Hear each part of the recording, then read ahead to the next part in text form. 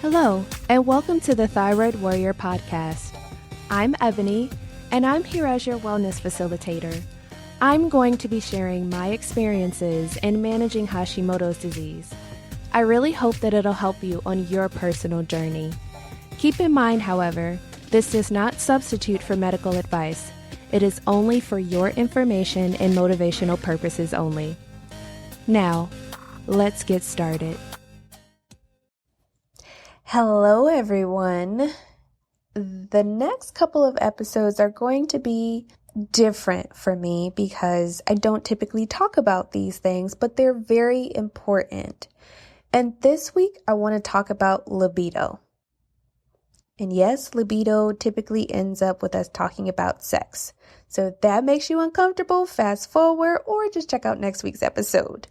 But it's so important to talk about this because for some of us, 1 minute you can't get enough, and the next minute it's like the Sahara Desert. It can also be something that isolates you because a lot of times our partners don't understand the hormonal changes and issues that are going on with us. And one of two things can happen. Either they can get really upset with you and not understand why you're having a hard time maintaining that libido or just being quote unquote in the mood for sex, or they get angry with themselves and think that they have an issue satisfying you, both of which may not be something that's very pleasant to talk about, but it can happen. And I've had very frank and honest conversations with my husband about this, and it still causes issues. And I'm being very honest about that. And as a matter of fact, I was just at a women's health conference, and I got very emotional because when you have an autoimmune condition, for me personally, I didn't think about all of the other things that can happen that are just complicated. And we were talking about vaginal health and sex and kind of communications when it comes to communicating your needs and what's going on with you with your partner. And the reason why I got really upset talking about it is because it's embarrassing sometimes. We live in a culture in which sex sells.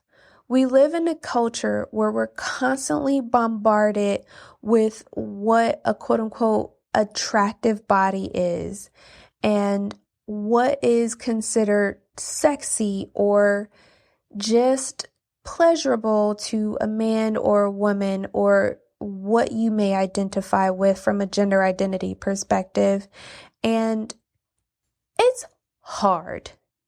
It was very challenging for me because I just thought back to that shame that I had and the issues that I would often have trying to say, hey, it's not you. Like, this is what's going on with me. It's very difficult for me to be aroused, or for me to stay aroused, or for me to stay nice and lubed on my own, and you're going to have to get lube. And, all of those things are just hard. Like, I really don't know another way to describe it. And I really hope that you may understand where I'm coming from, because as a woman, I often feel like if I can't perform sexually for my partner, then I failed, because that is what has been communicated to me as something that's very important in a relationship.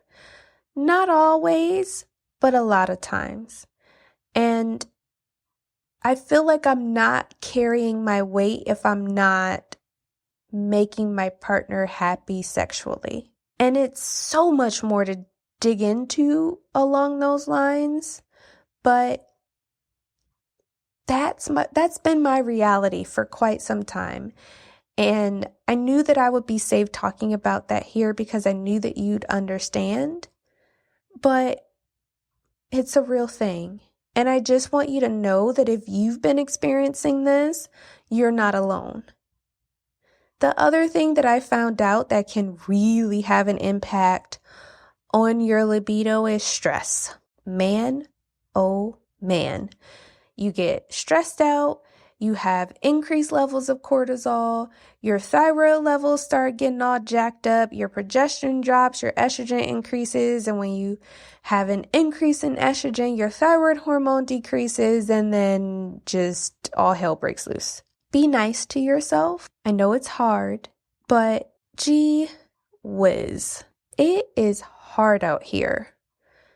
We have so many things coming at us on a regular basis, and it's just one more thing that we have to worry about. What I've found that has helped my libido in all of this is making sure my vitamin B levels are up, as well as vitamin C and magnesium, because when I'm really stressed, I can't sleep. And when you're not sleeping, your body's doesn't have a real opportunity to really repair itself, and your cortisol or stress hormone levels can kind of go up. And I make sure that I get those 3 vitamins in. And I also make sure that when I go for my yearly checkups that I check those levels. I love zinc and maca, and maca is spelled M-A-C as in Charlie A. I love it because it gives me that natural energy boost, and it makes me feel very happy, and it gives me a little pep in my step, so to speak. And exercise. Exercise, exercise, exercise. It alleviates the stress. It releases those feel-good hormones.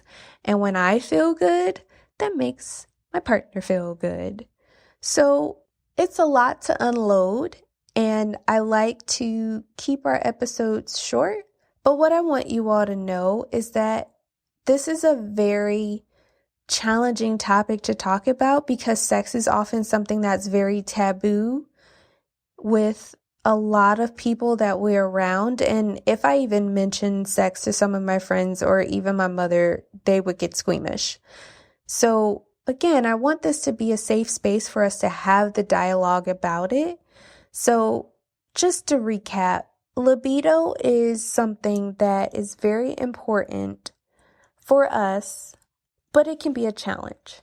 It can be very difficult in relationships to explain to your partner why your libido is off or why you don't have the normal sex drive that you have. I really encourage you to talk about it with that person as well as your GYN, because oftentimes they might have suggestions for you. There are sex therapists out there that can really help you kind of dig deeper into this conversation as well. And when you're stressed out, it's very difficult to even think about engaging in sexual activity. And ways to kind of combat that would be making sure that you're sleeping, making sure that your vitamin B levels are high, and potentially checking your magnesium levels, because magnesium really helps you get that sleep and rest that allows you and your body to be repaired, which can make things a lot more fun. I also make sure that I exercise because that keeps me happy, that keeps me stress-free, and it gives me more energy. So if there are some things that you all have found that really helps you, or if it's a conversation that you've had that you want to share, please let me know. You can email me at info@ebonycolina.com, or you can send me a message. I'm on Instagram at ebonycolina, and we can continue this conversation. But really, guys, let me know how you manage this process and how you communicate with your partner. I'd be really interested to hear about it. So with that, be well, be happy, and be whole. Take care. Okay, thyroid warriors, get out there and take things one step at a time. Remember, be great, reflect on your triumphs, and as always, be well. Take care.